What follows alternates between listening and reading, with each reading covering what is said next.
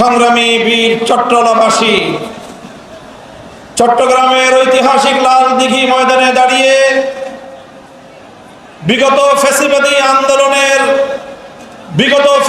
বিরোধী আন্দোলনের অন্যতম মহানায়ক হেফাজতে ইসলাম বাংলাদেশের আমির মরহুম আল্লামা শাহ আহমদ শফি, মজলুম আমির হেফাজত শহীদ ইসলাম আল্লামা জুনায়েদ বাবুনগরী রহমতুল্লাহ আলাইহির প্রতি শ্রদ্ধা এবং তাদের রুহের মাগফিরাত কামনা করে আজকের এই চট্টগ্রামের ঐতিহাসিক লাল দিঘি ময়দানের জনসমুদ্রকে লক্ষ্য করে আমরা পরিষ্কার বার্তা দিতে চাই। বাংলাদেশ, আমাদের এই গরিব দুঃখী মেহনতি মানুষের রক্ত আর ঘামে গড়া এই বাংলাদেশ আর কোনদিন শুধুমাত্র বনেদি এবং বড়লোকদের বাংলাদেশে আর থাকবে না ইনশাআল্লাহ। বাংলাদেশ গরিব প্রজা সাধারণদের বাংলাদেশে পরিণত করবার জন্য যে আন্দোলন, যে সংগ্রাম শুরু হয়েছে, ইনশাআল্লাহ এই সংগ্রাম মঞ্জিল পর্যন্ত পৌঁছবে। আমরা পরিষ্কার ভাষায় বলেছি, বড় বড় রাজনৈতিক দলগুলোর পক্ষ থেকে অনেক অফার দেওয়া হয়েছে। ছোট ছোট রাজনৈতিক দলগুলোকে বিভিন্ন আসন সমঝোতার অফার দেওয়া হয়েছে। আমাদের পরিষ্কার বক্তব্য, শুধুমাত্র জমিদারদের অংশীদার সাধারণ মানুষের লভ্যাংশের ভিত্তিতে আর বাংলাদেশ চলবে না। আমরা বাংলাদেশে আমাদের অধিকার চাই, মালিকানা কায়েম করতে চাই। গরিব মেহনতি মানুষ, আমরা তোমাদেরকে ইসলামের বার্তা পৌঁছে দিতে চাই। ইসলাম যে বৈষম্যহীন সমাজ ব্যবস্থা উপহার দিয়েছে, বিশেষ করে অর্থনীতির ক্ষেত্রে ইসলাম যে সুষম বন্টনের অর্থ ব্যবস্থা উপহার দিয়েছে, কাইলা ইয়াকুনা দুলাতাম বাইনাল আগনিয়াই মিনকুম, একটি শ্রেণী বিশেষের কাছে রাষ্ট্রের যাবতীয় সম্পদ কুক্ষিগত হবে, সেই বিজাতীয় পুঁজিবাদী অর্থ ব্যবস্থার কবর তৈরি করে সেই ধ্বংসস্তূপের উপর আল্লাহর কোরআনের অর্থ ব্যবস্থা বাস্তবায়ন করা হবে ইনশাআল্লাহ। আমাদেরকে বিগত দিনগুলোতে শুধু উন্নয়নের গল্প শোনানো হয়েছে। উন্নয়নের গল্পের একটা দৃষ্টান্ত আমরা দিয়ে থাকি। কেমন উন্নয়ন? বলে যে বাংলাদেশের আয় বেড়ে গেছে। কিভাবে আয় বাড়লো? বলে যে মাথা পিছু আয় বেড়েছে, পার ক্যাপিটা ইনকাম। 2025-24-25 অর্থ বছরে বাংলাদেশের মানুষের মাথা পিছু আয় হলো $2,820। আমাদের বাংলাদেশি মুদ্রায় 3,40,000 টাকা প্রতি মাসে বাংলাদেশের মানুষের গড় আয়। আমি এই বিশাল জনসমুদ্রকে জিজ্ঞাসা করতে চাই, আপনারা কয়জন প্রতি মাসে 3,40,000 টাকা আয় করেন?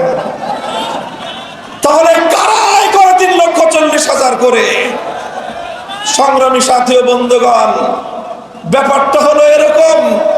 একজনে খাল পার হতে গিয়েছে, জিজ্ঞাসা করেছে গরিব একজন কৃষককে, খালে কি আমার ঠাই হবে?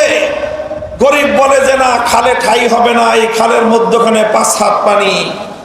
বলে যে তোমার এই হিসাব দিয়ে চলবে না, উন্নত হিসাব লাগবে, অর্থনৈতিক ক্যালকুলেশনের হিসাব লাগবে।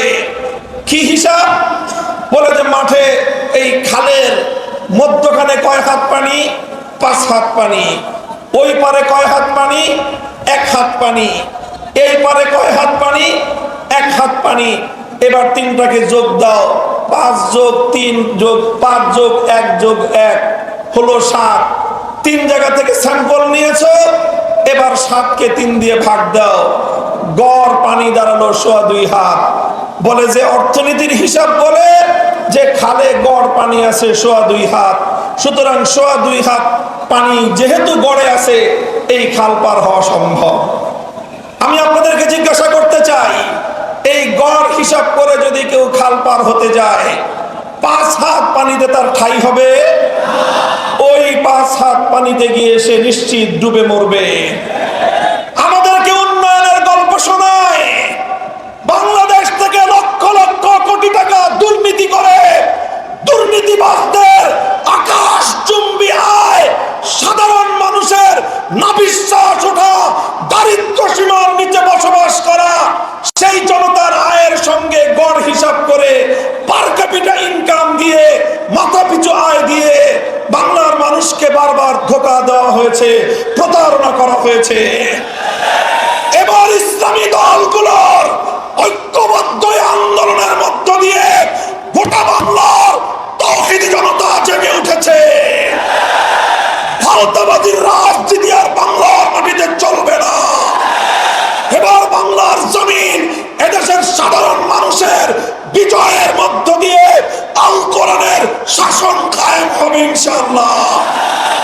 কোরআনী অর্থ ব্যবস্থা, আল কোরআনের বিচার ব্যবস্থা, ইসলামের শাসন ব্যবস্থা, ইসলামী শিক্ষা ব্যবস্থা বাস্তবায়নের মধ্য দিয়েই সোনার বাংলাদেশ আমরা গড়ে তুলব ইনশাআল্লাহ। আপনারা ঐক্যবদ্ধ থাকবেন তো? আমরা বলি সোনার বাংলাদেশ দেখা শেষ, নতুন বাংলাদেশ দেখা শেষ, সবুজ বাংলাদেশ দেখা শেষ, ডিজিটাল বাংলাদেশেও দেখা শেষ।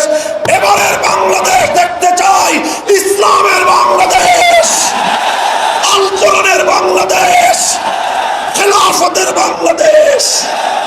হাতে হাত রেখে টেকনাফ থেকে তেতুলিয়া সকল ষড়যন্ত্রের বিরুদ্ধে, চক্রান্তের বিরুদ্ধে, আধিপত্যবাদের বিরুদ্ধে আমরা ইস্পাত কঠিন জনতার যে ঐক্য গড়ে তুলেছি, জনতার বিজয়ের মধ্য দিয়ে ইনশাআল্লাহ চূড়ান্ত লক্ষ্যে পৌঁছবে।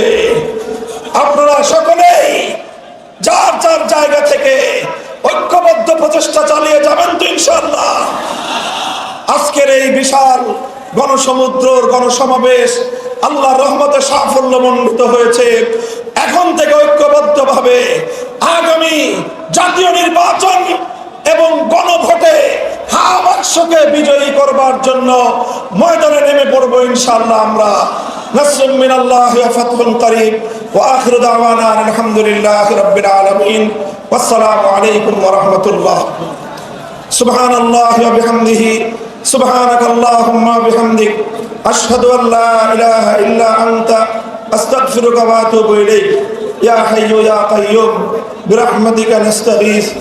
ইলাহুল আলামিন রব্বুল আলামিন, এই বাংলার নির্যাতিত নিপীড়িত মানুষ, অধিকার হারা মানুষ শত শত বছর ধরে ঘাম দিয়ে, অশ্রু দিয়ে, রক্ত দিয়ে তারা এই জমিনকে আজাদ করেছে, মুক্ত করেছে।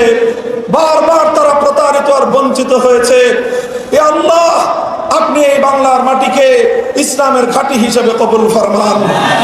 লাখো জনতার এই বিশাল জনসমুদ্র, এ আল্লাহ, তারা সকলেই আপনার জমিনে আপনার দিনের বিজয় দেখতে চায়। আল্লাহ, আপনি আপনার সাহায্য নুসরতকে আমাদের শামিলে হাল করে দিন। আল্লাহ, 8 দলের নেতৃবৃন্দকে আপনি সঠিক পন্থায় সঠিক সিদ্ধান্ত গ্রহণ করার তৌফিক দান করেন।